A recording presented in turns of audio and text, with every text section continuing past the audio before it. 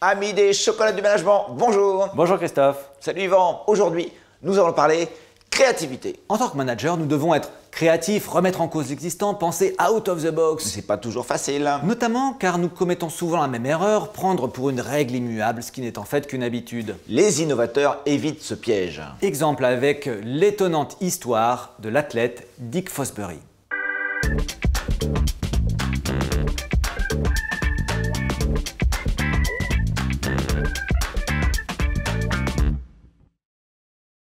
Nous sommes en 1968, les Jeux Olympiques de Mexico se déroulent dans une ambiance survoltée. L'équipe américaine veut absolument découdre avec les soviétiques, c'est alors que le public découvre un nouveau venu dans le monde du saut en hauteur, un certain Dick Fosbury. Dick Fosbury participe à ses premiers Jeux Olympiques, il n'a jamais remporté la moindre médaille, il n'a tout simplement jamais participé à la moindre compétition. Mais ce qu'il va faire méduse les spectateurs.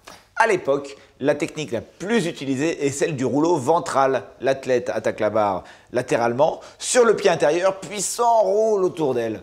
Mais cette technique ne convient pas à Dick Fosbury. Son gabarit d'1,93 m l'handicap et son entraîneur l'avait réorienté vers le triple saut. Mais la passion de Fosbury, c'est le saut en hauteur. Il se trouve que dans le stade où il s'entraîne, l'aire d'arrivée en sable a été remplacé par un épais matelas en mousse. Dick Fosbury continue de s'y entraîner au saut en hauteur par jeu et il développe une technique très personnel. Il attaque la barre sur le mauvais pied, de dos, s'enroule littéralement autour d'elle et tombe de l'autre côté. Cette technique insolite et révolutionnaire permet des miracles. En 1968, aux Jeux Olympiques de Mexico, Dick Fosbury franchit une barre à 2,22 m à son premier essai. Immédiatement, l'équipe soviétique demande à ce que l'essai soit refusé. Les juges se plongent dans le règlement. Celui-ci ne dit rien ni sur le pied d'attaque, ni sur l'angle pour franchir la barre, ni sur le fait de tomber à l'arrivée. Dick Fosbury est médaillé d'or. Après cet exploit à Mexico, il arrête le sport de niveau pour se consacrer à ses études. Et 10 ans plus tard, sa technique renommée Fosbury Flop s'impose définitivement.